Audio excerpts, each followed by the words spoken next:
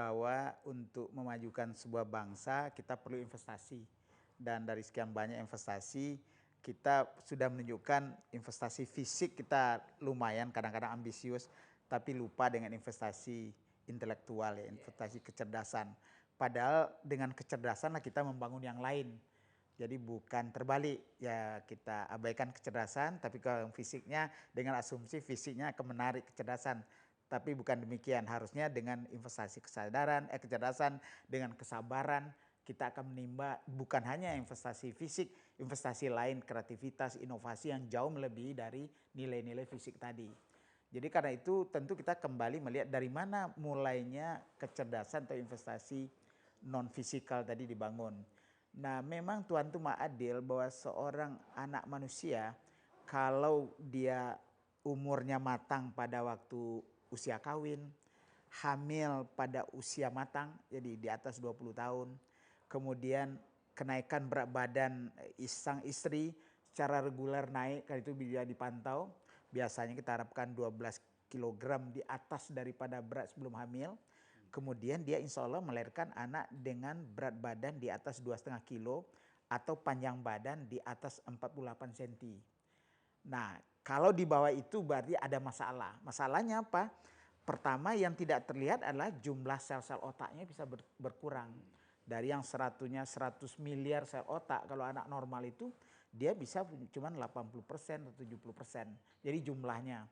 Ya, jadi Tuhan itu maha adil, sudah memberikan kesempatan pada anak yang lahir dengan baik itu dengan 100 miliar sel otak.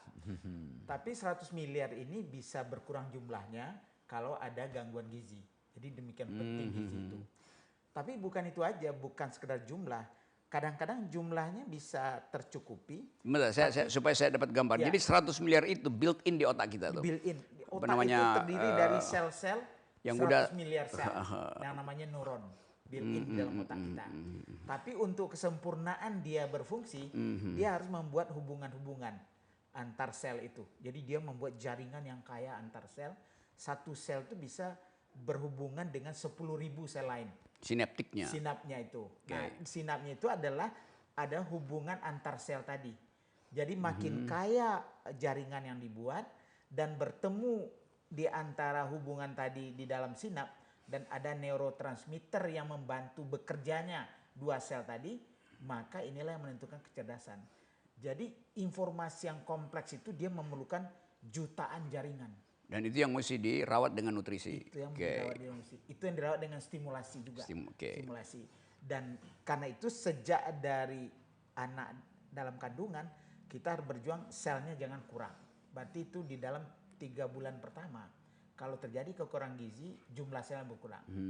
Kalau lewat di sini tapi lalai kita di 6 bulan berikutnya, terutama 3 bulan terakhir, itu selnya cukup tapi cabang-cabangnya kesempurnaannya kurang. Nilai akhirnya anak kurang intelek juga.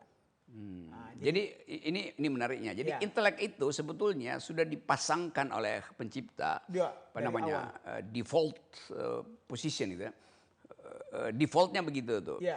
Jadi kalau dia berkurang itu bukan tanggung jawab pencipta lagi, itu tanggung jawab negara gitu. Betul. Kan.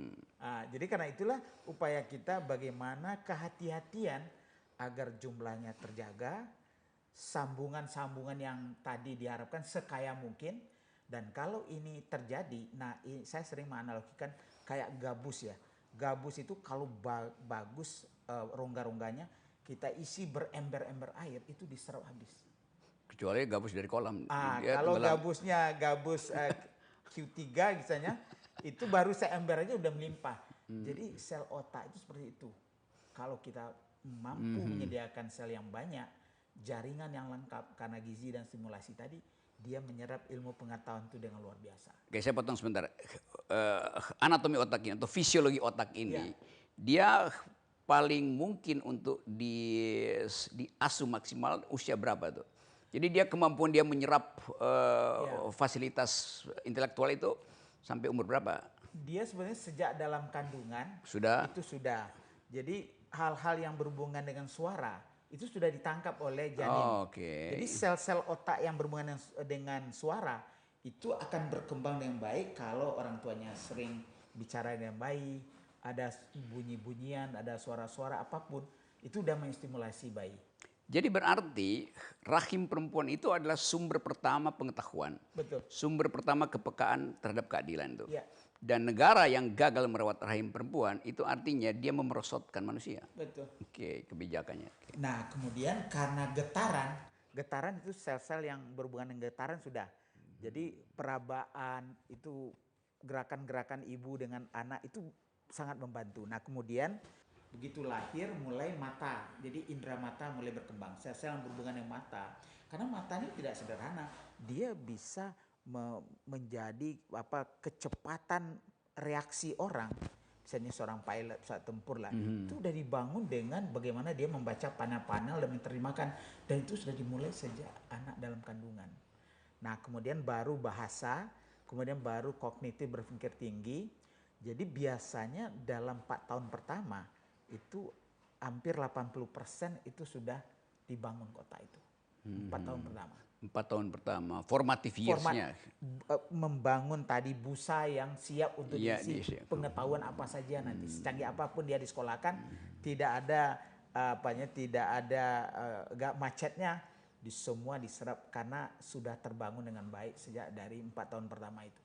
Karena itu sekarang orang lebih mengutamakan lagi 1000 hari pertama kehidupan, Bung Rocky. Jadi yaitu 9 bulan selama kehamilan, 2 kali 365 hari 2 tahun pertama. Jadi 270 tambah 730 itu udah hari terpenting